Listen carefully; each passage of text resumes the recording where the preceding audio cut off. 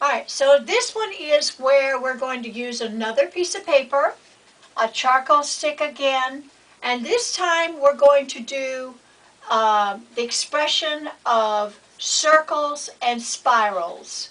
Now, I don't want you to think about what you're doing. I just want you to start somewhere and do spirals,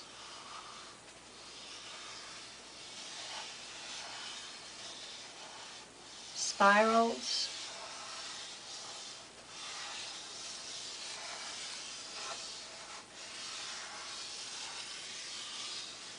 Okay?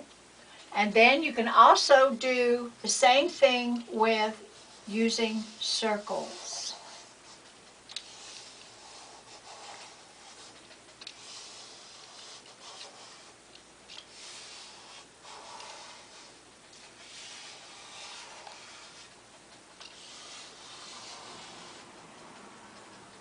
Okay, this is a method that you can use when you are looking at a blank sheet of paper or even a blank canvas. It's sometimes used to activate your canvas to get the white space, I guess, activated so that you don't have a white space looking at you. It's also a great way to start an actual abstract. So you could also take and use your fingers, and you could use your fingers to um, like blend. And you can also use a method where, now of course this is just the very beginning, but it's another cool way of just playing with line. And now what you're doing is because of the values, you're like creating some values. You're creating like spheres and things that are more solid.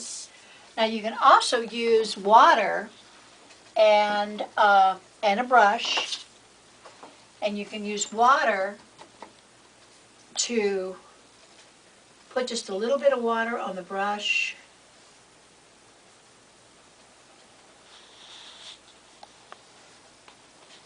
And think of it as like the beginning of an abstract. This is a fun way of really doing intuitive doodling. And again, you can start this with the idea that, maybe it's the beginning of an abstract that you want to do. It's just a fun way of getting in touch with. Now this time you're using a brush, but you still can connect to your intuition. If you're open to spontaneity, you're open to whatever is happening. You don't have any control of what you're doing. You're just putting in the water. Okay, the other thing you can do is use this as a way of beginning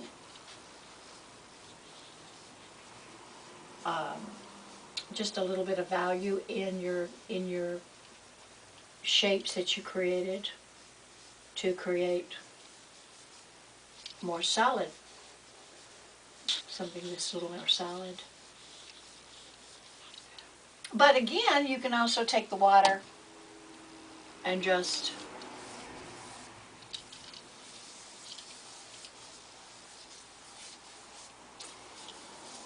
because this is not art, this is something that you're doing to loosen up, to get in touch with your intuition. At some point, you're going to be looking at this and seeing if you see anything in the marks that you made. And the other thing you can do is use pastels. And if you use pastels, you can put a little bit of color in some of the areas.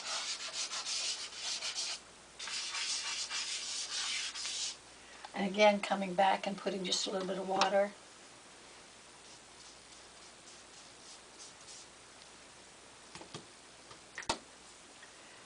It's just a fun way of playing with and not using a lot of material, but just really a fun way of creating something that is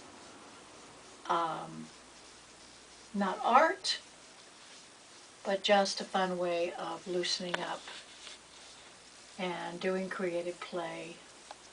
I think creative play is a real important part of the process of creating, because if you're so into expectations of what things should be, then you're not going to be open to your intuition.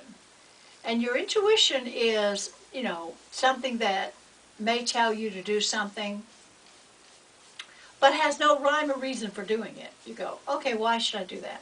Well, because your intuition is not logical.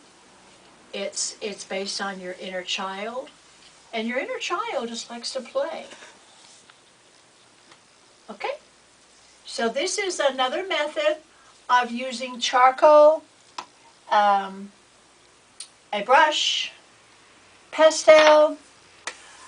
You could even let this dry and then add paint. You could let this dry. You could add watercolor to it if you wanted some more color. You can let this dry and then come back and use some white paint in some of the areas and make them into something that's a little more solid. Okay? So these are the two examples of expressive drawing. Relatively simple, but I would like for you to experiment with this, and also take your journal and write about, number one, write about how you feel when you first start. Number two, how you feel when you are doing it. Do you have any resistance? Do you have anything that says, why am I doing this? This is stupid. I mean, it can be anything. So be aware of your own critic, your own person, the own thing, the negative person that comes in and says, hey, you know what, this is stupid. Because you're getting in touch with yourself, you're getting in touch with the inner voices that, might be resisting this process. And that's also an important part of getting to know yourself as well. Okay? So if you have any other questions, we will do this for this week, and then I will go on to the next module, which is going to be expressive painting or intuitive painting with paint. Okay?